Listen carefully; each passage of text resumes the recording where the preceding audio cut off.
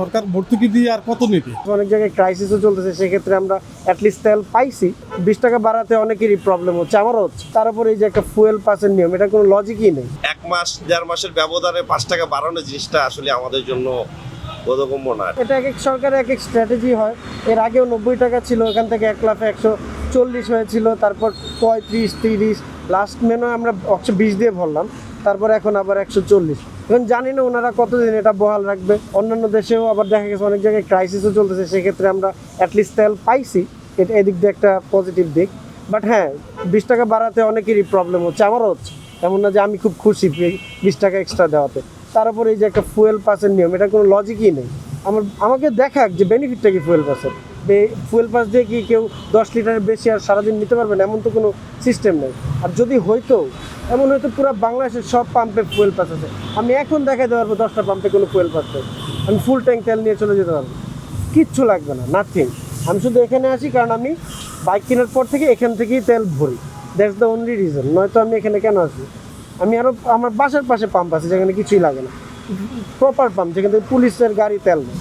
তাহলে এগুলো মানে লজিক্যাল কোনো থিঙ্কিং না করে জাস্ট একটা জিনিস মাথায় আসলো, কোনো মন্ত্রী বললো আর আমি এটা ইম্পোজ করে দিলাম, মাঝখান দিয়ে টাকা ওয়েস্ট হলো। এইভাবে টাকা ওয়েস্ট হয়ে দেখি আমাদের কোনো প্রপার কোনো কিছু ইউটিলাইজ হয় না আজ পর্যন্ত। সম্মতি হয়েছে তেলের দামটা বাড়ছে দেখে আমাদের কষ্ট হইতেছে একটু।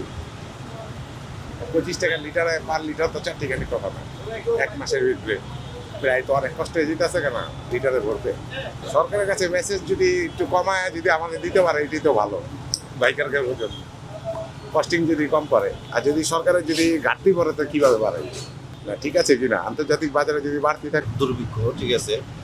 উনি প্রথম ধাপে যেভাবে যে গভর্নমেন্ট আপনার যেভাবে ভর্তুকি দিচ্ছিল, ঠিক আছে, এভাবেই চালানি তো কিছুদিন, ঠিক আছে। এই এক মাস দেড় মাসের ব্যবধানে 5 টাকা বাড়ানোর জিনিসটা আসলে আমাদের জন্য বোধগম্য না, ঠিক আছে।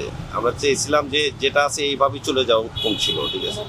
গভর্নমেন্টে বলবো যে একটু আমাদের বিষয়টা একটু দেখার জন্য, কারণ আমরা যারা বাইকার আমরা তো মূলত আমাদের অনেক বড় কিছু করি না, ঠিক আছে।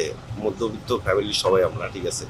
আমাদের বিষয়টা একটু বিবেচনা করা দরকার ছিল গভর্নমেন্টের। এর সাথে তাল মিলিয়ে যদি আমরা তেলের দামটাকে নিয়ন্ত্রণে রাখতে পারি, তাহলে অন্তত চোরাচালানটা রোধ হবে। এই একটা বিষয়। আর একটা বিষয় হলো জনজীবনে এটার প্রভাব আসবে, এটার প্রভাব তো অবশ্যই আসবে। তো সরকার ভর্তুকি দিয়ে আর কত নিতে? এখন উৎপাদনশীল খাতে এবং কৃষি খাতে ভর্তুকি দিয়ে যদি নিতে পারে, এটা দেশের জন্য ভালো। আর চোরাচালান রোধটাকে খুব ভালো করে নিতে হবে, যাতে বার্মা, ভারত, আমাদের পার্শ্ববর্তী দেশ, আমাদের দেশের মানুষের এই যে যাতে কোনোভাবে অবৈধভাবে এটা ওদের সাথে পাচার করতে না পারে, এই দিকটা সরকারকে খুব সজাগ থাকতে হবে এবং ব্যালেন্স করতে হবে। That's well.